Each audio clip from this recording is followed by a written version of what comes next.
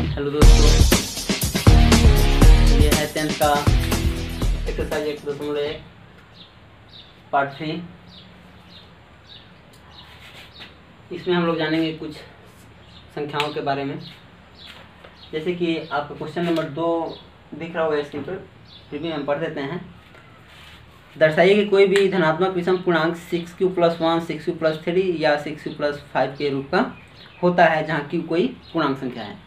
तो इस क्वेश्चन को बनाने से पहले हम ये जान लेते हैं कोई भी पूर्णांक संख्या जो होती है किस रूप में होता है, किस फॉर्म में होता है। तो आइए संख्याओं के बारे में जानते हैं। ये सभी आपके सामने जो लिखी हुई हैं ये पूर्णांक संख्याएं हैं और इनके बारे में जानना है। तो पहले हम पूर्णांक संख्याओं के बारे में जान लेते हैं, फिर क्वेश्चन पे चलेंगे। यहाँ पे किसी भी आप धनात्मक पूर्णांक q को ले लीजिए, किसी भी धनात्मक। जैसे हम मान लेते हैं 2 है और 2 धनात्मक पूर्णांक है 2, तो इसका अगला गुणज 2 दूना 4 हो जाएगा। फिर अगला गुणज 2 तिहाई 6 हो जाएगा। अगला गुणज 2 चौके 8 हो जाएगा। अगला गुणज 2 पंचे 10 हो जाएगा। अगला गुणज 2 छक 12 हो जाएगा। अगला गुणज 2 सत्ते 14 हो जाएगा। अगला गुणज 2 अठे 16 हो जाएगा। अगला गुणज 2 नवा 18 हो जाएगा। अगला गुणज 2 दहाई 20 हो जाएगा। आप इस तरह देखें तो हर बार जो है 2 इसमें बढ़ते जा रहा है। फिर इसको हम किस फॉर्म में लिखेंगे? तो ये इसके दुगुना से, इसके एक गुना से 2 एकम 2, एक गुना से एक अधिक है ये इसके, और 5 जो है इसके दुगुना से एक अधिक है। ये 6 तो 3 गुना है। 7 जो है 3 गुना से एक अधिक है। 7 को हम 3 गुना से एक अधिक लिखेंगे, ये 7 को लिखेंगे, ये 5 को, 6 को। तो इस तरह से हम देख रहे हैं। फिर से रुक जाइए, फिर से बताते हैं थोड़ा कम में। जैसे कि अगर मान लीजिए हमने कोई गुणांक n ले लिया और संख्या है प्राकृतिक संख्या 2, ठीक है, और कोई हमने गुणांक n ले लिया, तो ये जो है इसका 2 एकम 2 है। ये 3 को हम 2 गुना 1 जोड़ 1 लिख सकते हैं, यानी 2 से 2 के 1 गुना से 1 ज़्यादा है। 4 को हम 2 गुना 2 लिखेंगे। ये जो 5 है इसके 2 गुना 2 से 1 ज़्यादा है। फिर ये जो 6 है इसके 3 गुना है। फिर जो 7 है इसके 3 गुना से 1 अधिक है। तो इस तरह से हम देखें ये जो गुणांक हैं ये कोई भी हो सकता है। मान लीजिए ये n है, ठीक है, गुणांक तो बदल रहे हैं, कोई भी हो सकता है। जैसे मान लीजिए 44 है तो 22 गुना 44 होता है। ये n कुछ भी हो सकता है। अगर हम इसको n मान लें तो ये कोई भी जो संख्या होता है वो 2n या 2n+1 के रूप का होगा। अगर हम n मान लें तो ये 2n या 2n+1 के रूप का होगा। इसे देखते हैं 2n या, जब इधर कम पड़ रही है इसलिए हम इधर देख रहे हैं, 2n या 2n+1। अब देखते हैं कोई भी संख्या इसमें आता है कि नहीं, एक छोड़ के, क्योंकि एक तो इससे छोटा हो जा रहा है तो एक को छोड़ करके। जैसे 2 ले लीजिए तो 2 को हम 2 गुना 1 लिख सकते हैं, 2n के रूप में है। 3 को ले लीजिए तो हम इसको जो है 2 गुना 1 जोड़ 1 लिख सकते हैं, 2 कम 2 1 3। ये जो 4 है ये 2 का ही गुणज है, 2 दूनी 4, ये 2n के फॉर्म में है। ये जो 5 है 2 का गुणज नहीं है, लेकिन 2 के गुणज से, 2 के दोबारा के गुणज से 1 ज़्यादा है, 2 गुना 4 1 5। ये जो 6 है ये 2 का ही गुणज है, 2 3 6। ये जो 7 है ये 2 के 3 गुने से 1 अधिक है। ये जो 8 है ये 2 का 4 गुना है। ये जो 9 है ये 2 के 4 गुने से 1 ज़्यादा है। इस तरह से हम देख रहे हैं कि किसी भी संख्या को हम 2n या 2n+1 के रूप में लिख सकते हैं, ठीक है। अब कोई और संख्या लेके देखते हैं। जैसे मान लीजिए हमने तो 2 लिया था, अब 2 को न ले करके हम कोई बड़ी सी संख्या लेते हैं ताकि आपको और ज़्यादा समझ में आ पाए। इसको मिटाना जरूरी है, नहीं तो आप कंफ्यूज हो जाइएगा।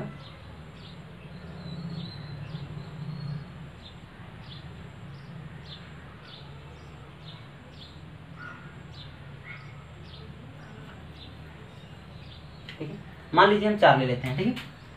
अब 4 का गुणज कहाँ है? ये 4 का 4 दूनी 8, 4 3 12, 4 चुके 16, 4 5 20, 4 छक 24, 4 7 28, 4 8 32, 4 9 36, 4 9 40, 11 चुके 44, 12 चुके 48, 13 चुके 52, ऐसे करके इसमें बहुत सारे हैं।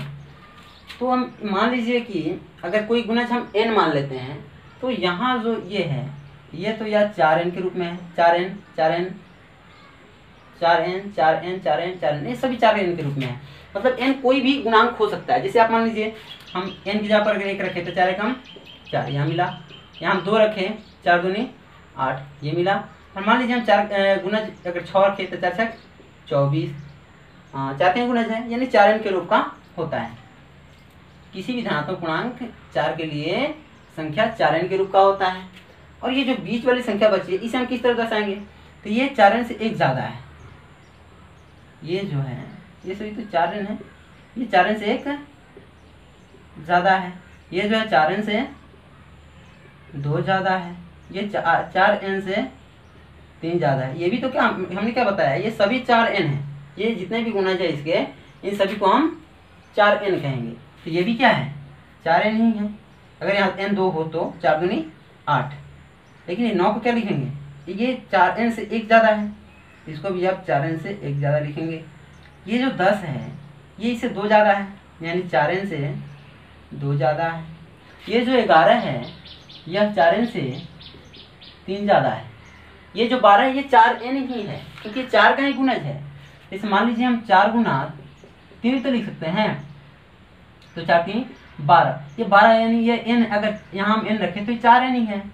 तो हम 12 को लिखेंगे 4n, यानी कि यह कितना हो जाएगा 4n प्लस 1, ये कितना हो जाएगा 4n प्लस 2, ये कितना हो जाएगा 4n प्लस 3। तो इस तरह से हम देख रहे हैं कि किसी भी धनात्मक पूर्णांक को या तो हम 4n लिख सकते हैं, या 4n प्लस 1 लिख सकते हैं, या 4n प्लस 2 लिख सकते हैं, या 4n प्लस 3 लिख सकते हैं।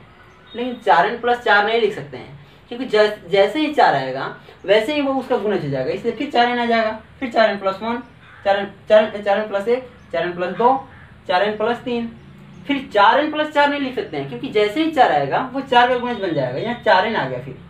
इसलिए आप यहाँ इस बात को दिमाग में बैठा लीजिए कि किसी भी धनात्मक पूर्णांक को या तो 4n या 4n प्लस 1, 4n प्लस 2 या 4n प्लस 3 ही लिख सकते हैं। इसको पहचानने का शॉर्टकट तरीका फिर से एक और बताते हैं, फिर इसका शॉर्टकट तरीका बताएंगे इसे कैसे पहचाने। ठीक है, इसे मिटाते हैं।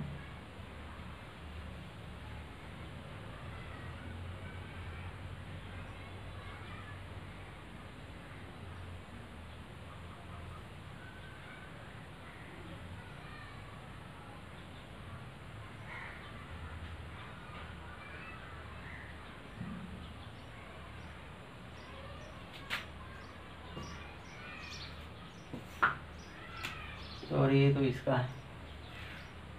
अब कोई बड़ी सी संख्या लेते हैं, ठीक है, कोई बड़ी सी संख्या लेकर के देखते हैं ताकि और क्लियर हो पाए।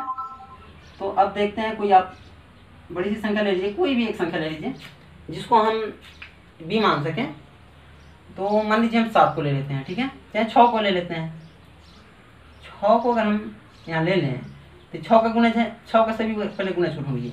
6 का 6, 6 दूनी 12, 6 3 18, 6 चुके ये नहीं है, ये पहले वाले का था। 6 चुके 24, 6 5 30, 6 1 36, 6 6 36, 6 7 42, 6 8 48, 6 9 54, 6 10 60, 11 6 66। चलिए इतना ही रहने देते हैं।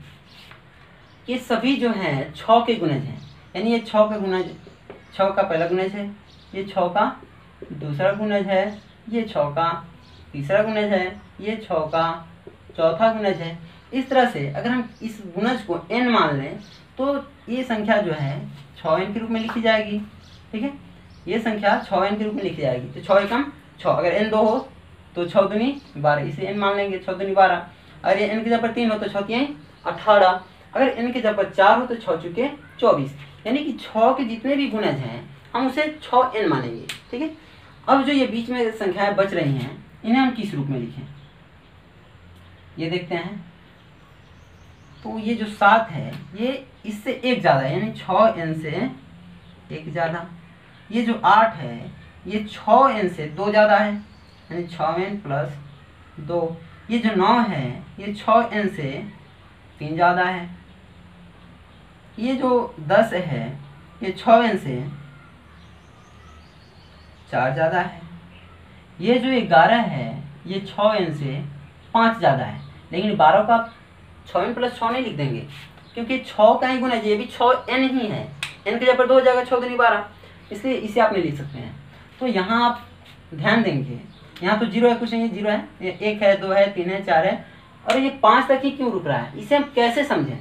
तो आप यूँ जानिए कि यह अगर यूक्लिड विभाजन एल्गोरिथम में कहा गया है a बराबर b q जोड़ r, और r जो है सबसे छोटा होता है, यानी ये जो r है ये b से छोटा होगा, यानी कि ये 6 है तो इससे छोटा नहीं होगा, 5 होगा। 5 हो सकता है, 4 हो सकता है, 3 हो सकता है, 2 हो सकता है, 1 हो सकता है, 0 हो सकता है, माइनस में नहीं जाएगा और ना ही इस 6 से बड़ा होगा या बराबर होगा। इसलिए ये 6n जो है 6n प्लस 5 तक ही रह सकता है, 6n प्लस 6 नहीं होगा। अगर हम 3n की बात करते हैं तो 3n को 3n प्लस 1 या 3n प्लस 2 लिख सकते हैं, 3n प्लस 3 नहीं लिख सकते। आप देख लीजिए यहाँ ये 3 का गुना हो जा रहा है।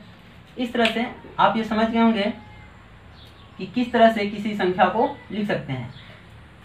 किसी भी संख्या को अगर इस फॉर्म में लिखना है तो आप उसके गुणज में एक एक ऐड करते जाएंगे, और उससे एक छोटा तक एक कम तक आप ऐड कर सकते हैं। जैसे कि ये 6 वाला है, 6 को या 6 के गुणज को या सभी संख्याओं को, अगर कोई धनात्मक पूर्णांक 6 है तो सभी संख्याओं को आप इस तरह लिख सकते हैं, 6n प्लस 1, 6n प्लस 2। जब n 1 है, 6 एकम 6, 6 एकम 6 1 7, 6 एकम 6 2 8, 6 एकम 6 3 9, 6 एकम 6 4 10, 6 एकम 6 और 5 11। n 2 भी हो सकता है, 3 भी हो सकता है, n कोई भी संख्या हो सकता है। तो ये अगला सब तो ये सब 6n ही है, ये 6n है, 6n ही है। फिर इसको 6n प्लस 1 ही मान लीजिए, 6n ही ना है, 6 दूनी 12, यानी ये 6n है, ठीक है। और ये जो एक ज़्यादा है यानी 6n प्लस 1 है, ये 2 ज़्यादा है यानी 6n प्लस 2 है। तो इस तरह से आप 6n प्लस 5 तक ही लिख सकते हैं। उम्मीद है समझ में आई होगी। अब इसमें से कई बार ये पूछ दिया जाता है, जैसे कि आपका पहला क्वेश्चन है सम विषम वाला, तो यहाँ अब आपसे पूछ दिया जाएगा कि दर्शाइए कि कोई धनात्मक पूर्णांक 6n प्लस 1 या 6n प्लस 3 या 6n प्लस 5 के रूप का होता है। धनात्मक विषम पूर्णांक 6n प्लस 1, 6n प्लस 3 और 6n प्लस 5 के रूप का होता है। तो यहाँ आपसे विषम पूछा जा रहा है, तो विषम ये है, ये तो सम है, इसे नहीं ले सकते हैं, ये सम है, इसे नहीं, ये भी सम है, ये सम है, ये नहीं, ये भी सम है। तो यहाँ देख रहे हैं विषम संख्याओं को 6n प्लस 1, 6n प्लस 3 या 6n प्लस 5 के रूप में लिख सकते हैं। अब ये तो आप ऐसे सिंपली जान गए, अब इसे दर्शाएं कैसे ये जानते हैं। उम्मीद है समझ में आई होगी, नहीं आया हो तो कमेंट में पूछ सकते हैं।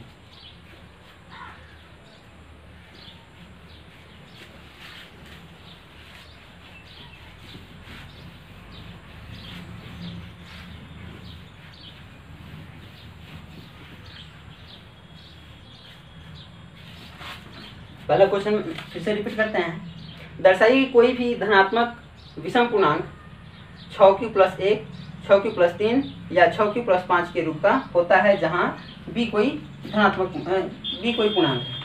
सबसे पहले हमें दो पूर्णांक की जरूरत पड़ती है।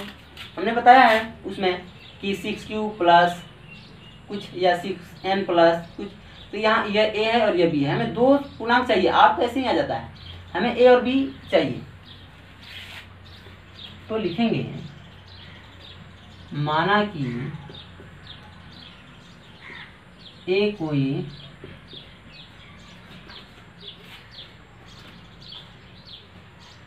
धनात्मक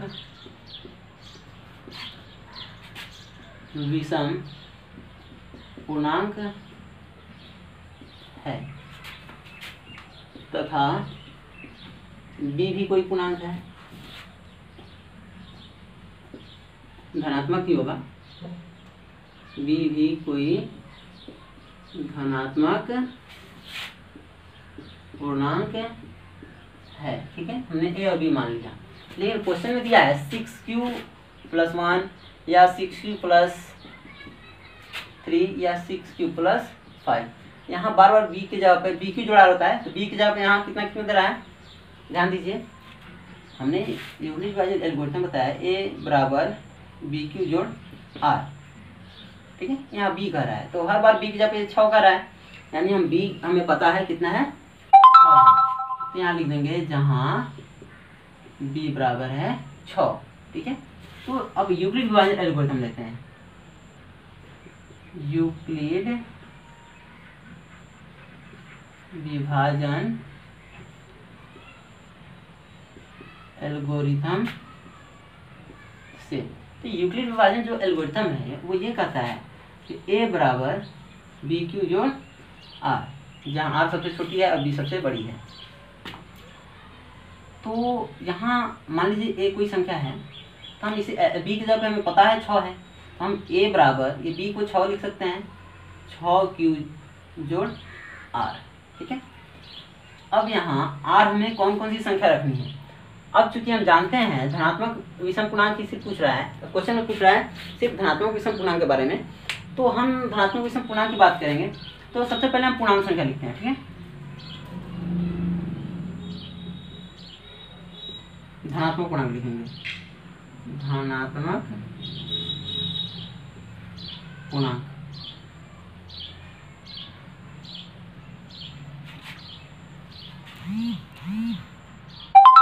आर बराबर मान लेते हैं 1, 0 से लेते हैं, 0 1 2 3 4 5 तक ही लेंगे, क्योंकि यहाँ हमने बताया है बी अगर 6 है तो यहाँ आर जो होगा ये बी से छोटा होता है, सबसे छोटा होता है, यानी 6 से छोटा 5 तक ही होता है। हमने पहले भी बताया इसमें। एक बार आर 0 मानते हैं, लिखेंगे जब आर बराबर 0 तो ए बराबर 6 क्यू जोड़ 0, यानी 6 क्यू हो जाएगा, ए बराबर 6 क्यू आ गया। अब आर 1 लेते हैं, जब आर बराबर 1 तो देखिए ए बराबर 6 क्यू जोड़ आर की जगह पर 1 रखेंगे, तो आप यहाँ देखिए 6 क्यू जोड़ आर की जगह पर कितना माना हमने 1, 6 क्यू जोड़ 1।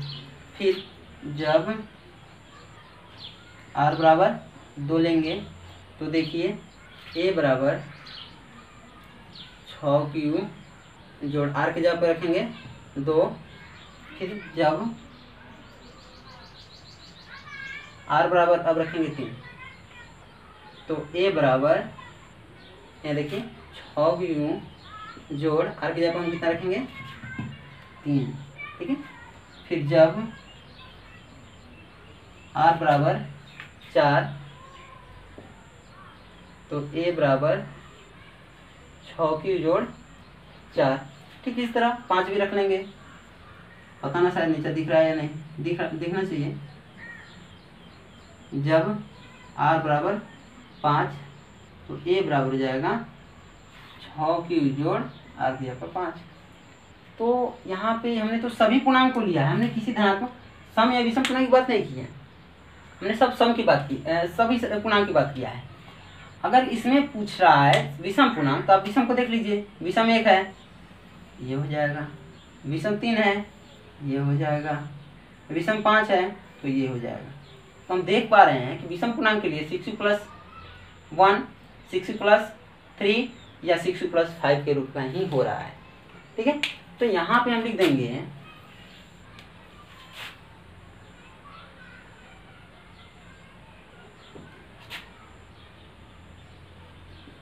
अतः क्वेश्चन के आधार पर लिखेंगे कोई भी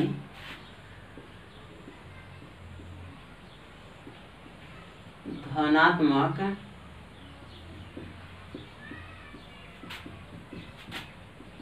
विषम पूर्णांक संख्या, अब देख लीजिए विषम पूर्णांक किस रूप में है, 1 3 5, इसी को ना विषम कहा जाता है। अगर आपको ये सब भी नहीं मालूम है तो आप पहले वीडियो में देख सकते हैं, हमने एकदम छोटे लेवल से शुरू किया है। तो यहाँ विषम वाला है 6 प्लस 1, 6 प्लस 1 या यहाँ देखिए विषम वाला दूसरा क्या है 6 + 3 है 6 + 3 या उसके बाद देख लीजिए 6 + 5 है 6 + 5 के रूप का होता है। ठीक है हो गया ठीक हो गया। ये एग्ज़ाम के दृष्टिकोण से बहुत ही इम्पोर्टेंट है और ये कई बार पूछे गए हैं एग्ज़ाम में और इससे आसान तरीका नहीं हो सकता है शायद बनाने का, तो आप इसे नोट कर लेंगे और इसके आधार पे आप इस क्वेश्चन को बना लेंगे।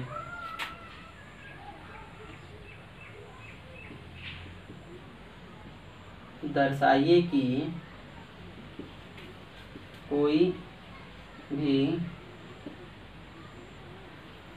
धनात्मक सम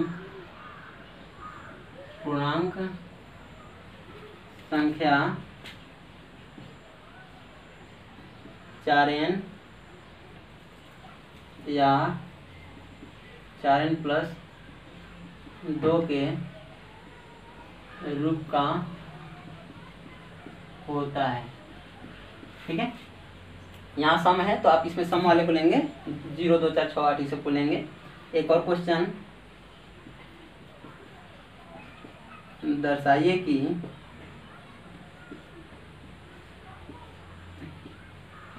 कोई भी धनात्मक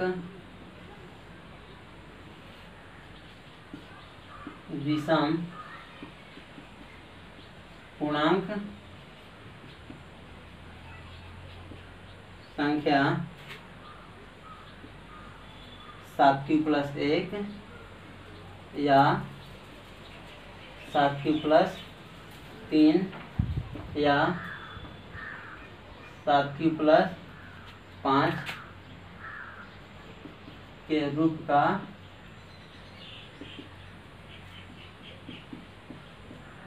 होता है। क्वेश्चन लिख लीजिए। उम्मीद है क्वेश्चन समझ में आया होगा और आप लोग क्वेश्चन बना लेंगे। फिर भी अगर कोई दिक्कत हो तो आप कमेंट में बताइए, उसको सोल्व कर दिया जाएगा।